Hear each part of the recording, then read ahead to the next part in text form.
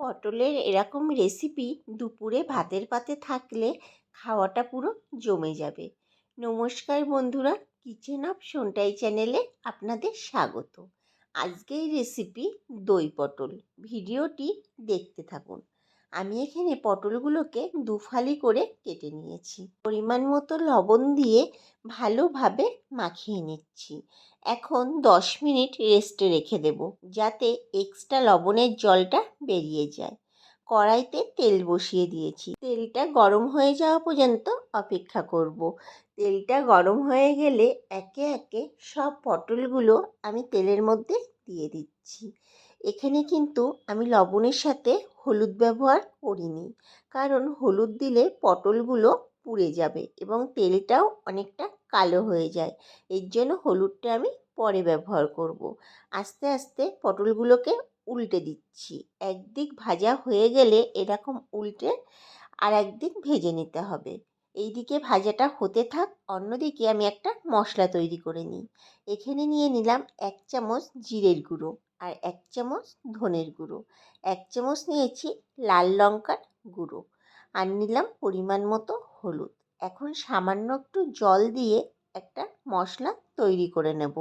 মশলাটা আমার রেডি হয়ে গেছে। এইদিকে পটলগুলো আমার ভাজা হয়ে গেছে। আস্তে আস্তে পটলগুলোকে তুলে নিচ্ছি। ওই তেলের মধ্যে একটা মাঝারি সাইজের টমেটো এবং 1/2 ইঞ্চি মতো আদা পেস্ট করে নিয়েছি, সেটা ঢেলে দিলাম। আর দিয়ে দেব পরিমাণ মতো লবণ। লবণটা কিন্তু একটু বুঝে ব্যবহার করতে হবে, কারণ পটলেও লবণ মাখিয়ে ভাজা হয়েছে। এর জন্য প্রথম দিকে লবণটা একটু অল্পই ব্যবহার করবেন। 1 মিনিট মতো একটু কষিয়ে নিয়েছি, যাতে কাঁচা টমেটো এবং আদার গন্ধটা চলে যায়। এর মধ্যে দিয়ে দিলাম ওই যে মশলাটা তৈরি করে রেখেছিলাম, সেই মশলাটা। এখন ভালোভাবে কষিয়ে নেব। এই সময় গ্যাসের ফ্লেমটাকে আমি মিডিয়ামে রেখেছিলাম। লক্ষ্য রাখতে হবে মশলাটা যেন পুড়ে না যায়। অন্যদিকে চলুন আমি আর একটা মশলা তৈরি করে নিই। এখানে আমি 1/2 বাটি মতো টক দই নিয়ে নিয়েছি, আর নিয়েছি 12 থেকে 14টা কাজু বাদাম। পেস্টটা বানিয়ে নিচ্ছি। এইদিকে আমার মশলাটা অনেকটাই কষানো হয়ে গেছে। এর মধ্যে ভেজে রাখা পটলগুলো দিয়ে দেব।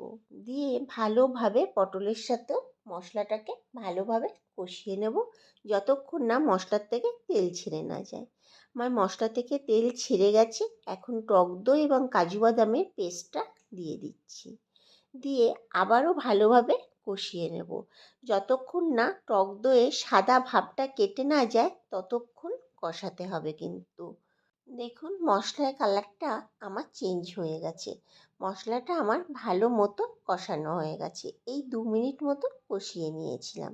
এখন পরিমাণ মতো জল দিয়ে দেব।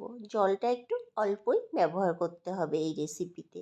এখন ঝোলটা ফুটে ওঠা অবধি অপেক্ষা করব। ঝোলটা ফুটে উঠলে সামান্য পরিমাণে একটু চিনি দিয়ে দেব। নিরামিষি রান্নায় একটু মিষ্টি ব্যবহার করলে রান্নার স্বাদটা পুরো বদলে যায়। আর যেহেতু টক দই দিয়েছি, টকটাকে অ্যাডজাস্ট করার জন্য একটু চিনি ব্যবহার করতে হবে। উপর থেকে ছড়িয়ে দেব গরম মশলার গুঁড়ো, এবং গরম মশলাটা ভালোভাবে সব কিছুর সাথে মিশিয়ে নিতে হবে। সবশেষে 1 চামচ ঘি দিয়ে 7 থেকে 8 সেকেন্ড একটু ভালোভাবে নাড়িয়ে কড়াই থেকে নামিয়ে নিচ্ছি।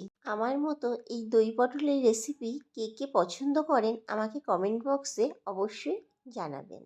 এই রেসিপিটি এতটাই ভালো খেতে হয়, যারা পটল খেতে পছন্দ করেন না এইভাবে একবার বানিয়ে খেলে তাদেরও ভালো লাগবে। একবার হলেও এইভাবে বাড়িতে ট্রাই করে দেখবেন। ভিডিওটি যদি ভালো লেগে থাকে একটা লাইক, শেয়ার এবং চ্যানেলটিকে সাবস্ক্রাইব করে পাশে থাকার অনুরোধ করছি। আর আপনি যদি ফেসবুক পেজ থেকে দেখে থাকেন, পেজটিকে ফলো করে দেওয়ারও অনুরোধ করলাম। দেখা হচ্ছে নতুন একটি ভিডিওতে।